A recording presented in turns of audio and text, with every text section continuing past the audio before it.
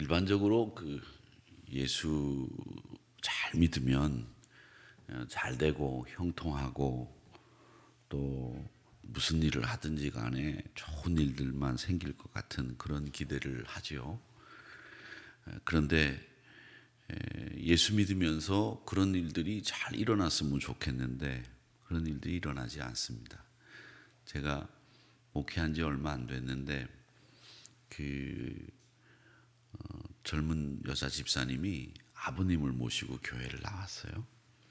이분이 다른 불교를 이렇게 믿다가 이제 기독교를 이제 믿게 돼서 신앙생활을 하게 됐는데, 이분이 교회 나온 지 2주일 만에 교회에서 내려가다가 다른 데서도 아니고 다리가 부러졌어요. 그리고 난 뒤에는 이제 병원에 신방을 가서 기도도 해드리고 이제 뭐 교인들도 관심을 가지고 이제 그렇게 해줬는데, 태어나고 난 뒤에 교회를 오실 줄 알았더니 교회를 안 오세요. 그래서 왜 교회를 안 오십니까? 이렇게 신방을 가서 물었더니 하는 말씀이, 교회 갔더니 좋은 일만 생길 줄 알았더니 다리만 부러지고, 교회 갔더니 말이야 좋은 일이 하나도 없고 뭐하러 교회 가야 되는지 모르겠다고, 그냥 내 하는 대로 하며 살겠다고 그렇게 얘기하는 바람에 제가 그때는 충격을 좀 받았어요.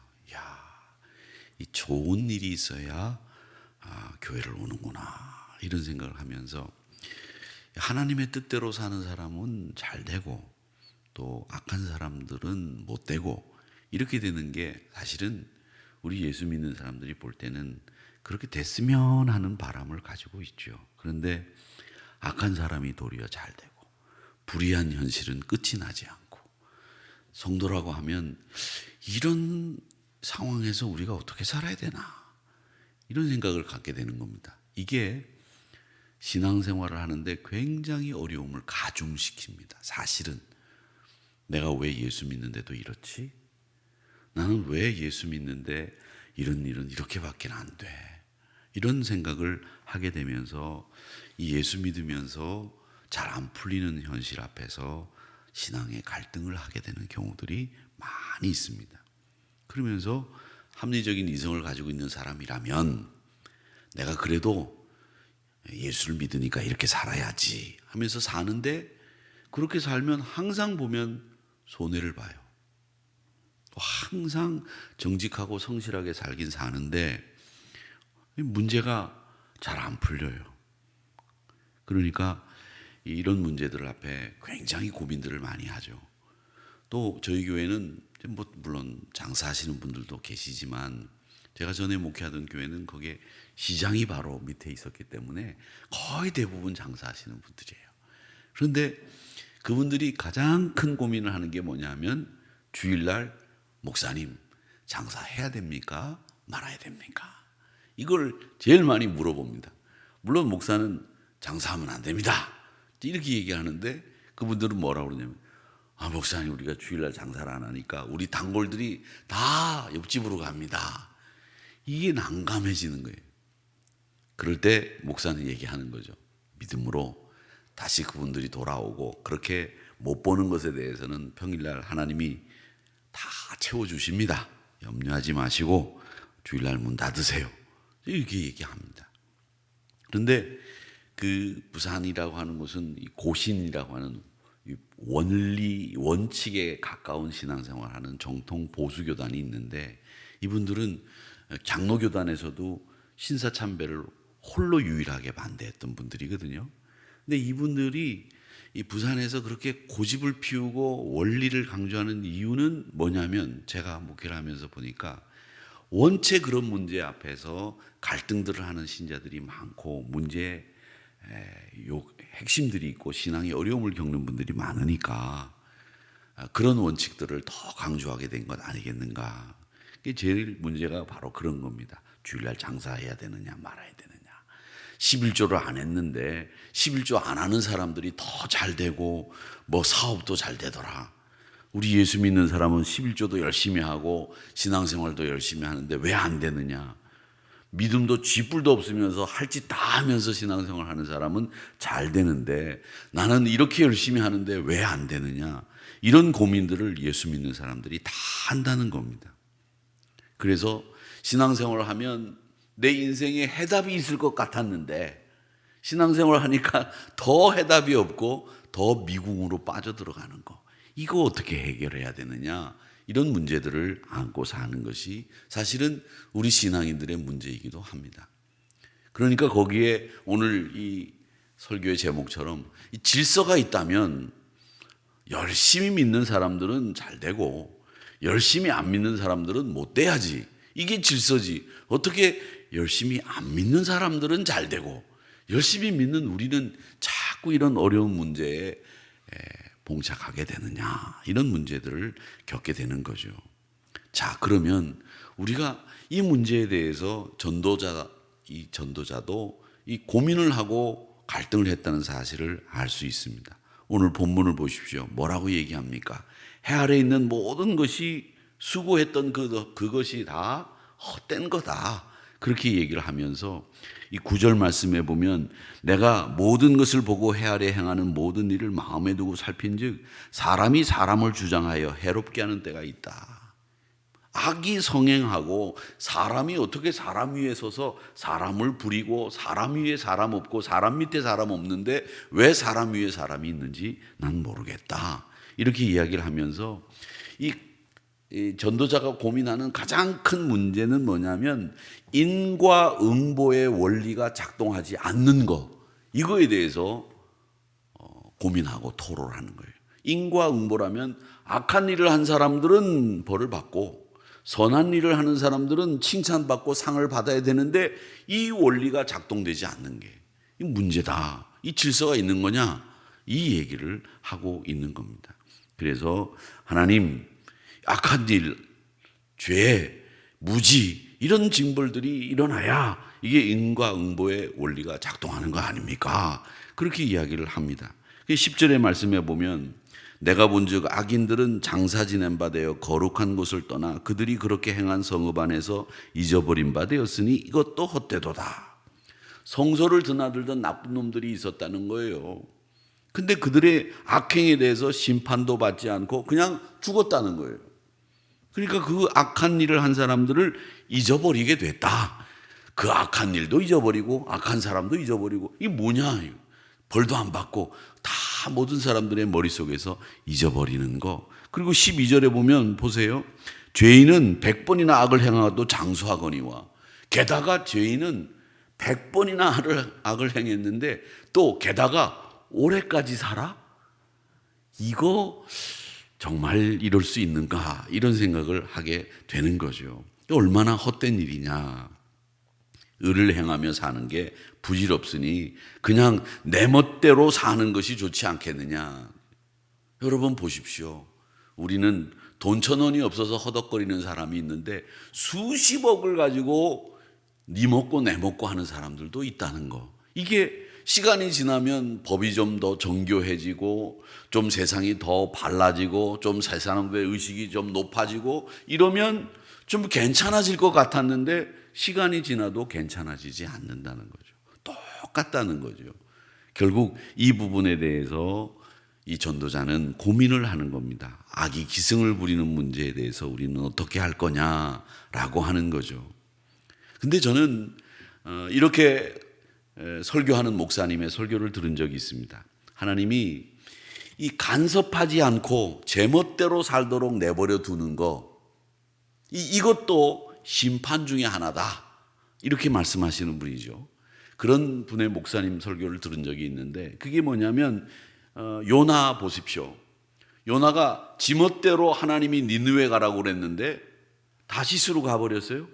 그 다시스로 가는 배를 타고 가는 그것이 하나님의 심판이었다는 거죠. 그리고 그게 벌 받는 거였다는 거죠. 결국 고래 뱃속으로 들어가 버리는 이런 벌 받는 일이었다. 하나님이 지멋대로 살도록 내버려 두는 것 자체가 벌써 심판의 시작이다, 이렇게 말씀하시는 이야기였습니다. 여러분, 악행을 계속하는 사람들이 벌을 받지 않고 그 사람들이 잘 사는 것 같아 보여도 사실은 하나님이 개입하지 않는 그 순간에 그 순간에 그는 벌써 벌을 받고 있는 거다. 우리가 비록 벌을 받고 징벌을 받을지라도 하나님이 우리에게 개입하셔서 우리와 함께 하시는 것, 그것이 우리에게는 벌써 우리는 하나님의 사랑 속에 있다라는 거죠. 정말 못된 아이는 그냥 내버려 두는 거예요. 근데 그 내버려 두는 것만큼 나쁜 게 없다는 거죠.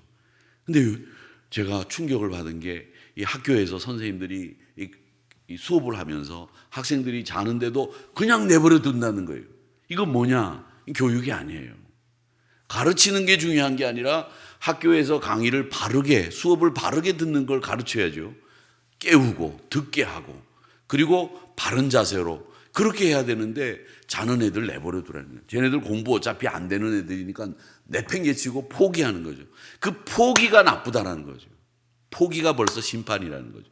그래서 하나님이 포기하고 개입하지 않은 거, 그건 악인들이 벌써 심판받는 거다, 이렇게 이야기하시는 분들이 있다는 거죠. 그러니까 여러분, 내가 빗나간 길을 걸어갈 때 하나님이 붙잡아 주시고 흔들린 마음을 딱 야단을 치시면서 회초리를 들고 때려 주셔야 그게 축복이고 그게 은혜지, 그냥 빗나가든 말든 내버려 두는 건 그건 은혜 아니라는 거예요.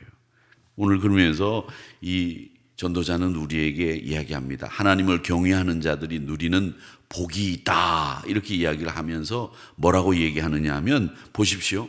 오늘 말씀에 보니까 우리 15절에 보니까 이에 내가 희락을 찬양하노니, 하나님을 경외하는 사람들에게는 뭐가 있느냐? 희락이 있다는 거예요. 기쁨이 있다는 거죠. 여러분 마음속에 하나님을 경외하고 찬양하는 가운데 희락이 있기를 축원합니다. 이 기쁨이 있어야 돼요. 기쁨이, 누구도 앗아갈 수 없는 기쁨이. 그런데 이에 내가 희락을 찬양하노니, 이는 사람이 먹고 마시고 즐거워하는 것보다 더 나은 것이 해 아래는 없음이라. 하나님이 사람을 해 아래 살게 하신 날 동안 수고하는 일 중에 그러한 일이 그와 함께 있을 것이라. 어떤 일이? 희락이 하나님을 경외하는 사람들과 함께 할 것이다 라고 하는 이 말씀을 우리는 기억하셔야 됩니다. 여러분, 아무리 많이 가지고 아무리 많이 내가 소유를 자랑할 수 있는 사람이 되고 지위가 높아도 그 마음속에 희락이 없으면 그 사람은 악인에 지나지 않고 하나님이 개입하지 않는 사람이다 라고 하는 거죠. 그러니까 여러분, 아무리 100번 악행을 하고 잘 되는 것 같아 보이고 형통한 것 같아 보여도 여기에 우리는 기만당하지 마셔야 됩니다. 101번째 망할 수 있습니다. 그리고 너무 비대해진 이 죄의 몸을 이길 수가 없어서 결국은 넘어지게 되는 겁니다. 그러기에 이 뿌리채로 뽑히는 날이 있다라고 하는 것을 기억하면서 하나님을 믿는 우리에게는 세상에서 빼앗아갈 수 없는 희락이 있다라고 하는 것을 우리는 기억해야 되고, 또 하나님을 경외하는 사람들에게는 보십시오. 16절 말씀에 보면 내가 마음을 다하여 지혜를 알고자 하며 세상에서 행해지는 일을 보았는데 밤낮으로 자지 못하는 자도 있도다. 여러분, 악행을 하는 자는 잘 되는 것 같아 보여도 사실은 밤낮으로 잠을 못 잔대요. 근심 걱정 때문에 잠을 못 자요. 우리 교인들은 얼마나 잘 주무시는지 몰라요. 교회 와서도 자고 집에서도 자고 차 안에서도 자고 뭐 잘 주무세요. 이게 뭐냐? 착한 분들이에요. 착한 분들이에요. 그러니까 깨우지 마세요. 가끔 보면 설교하다 이렇게 보면은 옆에서 이렇게 졸고, 어떤 분은 또 이렇게 주무시는 분도 있어요. 저는 처음 봤어. 이렇게 주무시는 분도 있고 또 이렇게 주무시는 분도 있고 이렇게 주무시는 분이 있는데 옆에서 누가 이렇게 깨우더라고요. 그래서 제가 이렇게 눈빛으로 하지 말라고 제가 그렇게 얘기했어요. 깨우지 마세요. 잠을 자는 게 얼마나 복된 일이에요. 주의 성전에 와서 말이죠. 그런데 악한 사람들은 잠을 못 잔대요. 잠을 못 잔대요. 여러분 혹시 잠 못 주무시고 나오신 분들, 악한 일을 하셔서 잠을 못 주무신 건 아니고 어저께 너무 피곤해서 잠을 못 주무신 거니까 그렇게 하시고 잠을 못 잔다. 이게 뭐냐? 평안이 없다는 거예요. 안식이 없다는 거예요. 여러분, 제일 중요한 것은 소유의 과다가 아니라 여러분 마음속에 안식이 있는지 살펴보세요. 내가 안식이 있는가? 하나님을 경외하는 가운데 정말 평안이 있는가? 그래서 제가 샬롬을 강조하는 겁니다. 이 샬롬과 안식이 있는 사람은 하나님이 사랑하는 자다라고 하는 것을 이야기하고 있습니다. 그러기에 우리 평생 근심하고 수고하는 슬픔만 가지고 악을 행하면서 사는 그 치열한 경쟁 속에 사는 것이 좋은 게 아닙니다. 그렇게 살아서 부요함을 누리고 사는 게 좋은 게 아니에요. 내가 먹을 만치 있고 해를 가릴 수 있고 비를 가릴 수 있는 지붕이 있고 내가 사랑하는 가족들이 있으면 그게 족한 거예요. 그런 가운데 내 마음속에 하나님을 경외하는 가운데 평안이 있고 내가 하나님을 경외하는 가운데 늘 기쁨이 사라지지 않는다면 그게 좋은 거예요. 그걸 가지고 염려하고 쟁투하고 치열하게 살려고 하고 그렇게 살지 마세요. 머리 쓰고 막 누르고 짓누르고 이게 세상 삶의 모습이고 방식인데 이걸 놓고 우리도 똑같이 살려고 하지 마십시오. 그래서 웨런 워스비라는 목사님은 그런 얘기를 늘 했습니다. 워스비 목사님은 목사가 바쁜 것만큼 나쁜 거 없다 그렇게 얘기하셨어요. 왜 바쁜 거냐? 이 바쁜 게 왜 죄가 되고 나쁜 거냐? 이렇게 얘기하시면서 목사는 항상 여유와 평안과 하나님이 주시는 은혜를 많은 사람들에게 끼쳐야 되기 때문에 막 바쁘고 분주한 모습을 보이면 그건 여유가 없다는 거고, 말하자면 그 여유가 없는 것은 여백이 없다는 거거든요. 그 여백이 없는 사람이 무슨 안식이 있겠느냐 이런 이야기를 하시면서 항상 편안한 모습으로 여백을 가지고 안식과 기쁨을 누리는 모습을 보여야 된다 그렇게 이야기하셨습니다. 이건 목사에게만 해당되는 게 아니라 우리 모든 성도들에게 해당되는 말씀입니다. 여러분 여유를 가지고 오늘도 안식을 누리면서 기쁨을 여러분 마음속에 잘 담으시고 늘 하나님을 경외하며 복된 신앙생활 여러분의 생활을 잘 감당하시기를 주님의 이름으로 축복합니다. 이 마틴 루터가 종교개혁을 할 때 사실은 교황이 불러들였잖아요. 로마로 와라. 가면 죽는 거예요. 뭐 여지없이 죽는 거죠. 그런데 비텐베르크 성문으로 싹 숨어 들어갔잖아요. 그 들어갔는데도 뭐 그것은 그 사람을 보호하기 위해서 이제 백작들이 그렇게 작업을 한 거지만 이 루터가 개혁을 하면서 항상 잠을 푹 자고 마음이 편했대요. 왜 그러냐 했더니 자기가 하나님을 경외하고 하나님 앞에 바른 일을 하기 때문에 내가 죽으면 죽고 살면 사는 거지 뭐 내가 죽을까 뭐 살까 고민을 할까 이러면서 염려를 다 내려놓고 하나님이 알아서 하시니까 나는 잠자러 갑니다 그러면서 늘 잠을 잤다는 거예요. 여러분 하나님이 알아서 하십니다. 그걸 왜 여러분들이 끌어다가 내 것으로 만들어서 염려를 하십니까? 하나님이 다 고쳐주실 건 고쳐주시고 안 고쳐주시면 오라는 사인으로 알고 가면 되고 고쳐주시면 더 있으라는 사인으로 알고 열심히 살면 되는 겁니다. 하나님이 다 알아서 하시는데 왜 여러분들이 그 하나님이 하시는 일까지 끌어다가 일도 많으신 양반들이 그걸 하나님 일까지 하시려고 그렇게 애를 쓰십니까? 그러지 마시고 하나님 알아서 하세요. 저는 잠자러 갑니다. 이렇게 루터의 저녁에 자기 전에 기도 여러분의 기도로 만드셔서 오늘도 평안을 누리시고 기쁨을 누리시면서 항상 형통한 삶을 살아가는 우리 하늘이 성도님들이 되시기를 주님의 이름으로 축복합니다. 오늘 말씀에 보세요. 17절에 보니까 지혜자가 다 안다고 해도 그거 아는 거 전부 아니더라. 하나님 이외에는 모든 것을 아는 사람이 없다. 그렇게 말씀하셨으니 하나님이 알아서 하시도록 여러분 맡기세요. 그렇게 하고 오늘은 여러분 열심히 일하시고 저녁에는 하나님 알아서 하세요. 저 자러 갑니다. 딱 들어가서 주무시고 늘 새로운 날 힘있게 시작하는 우리 하늘이 성도님들이 되시기를 주님의 이름으로 축복합니다.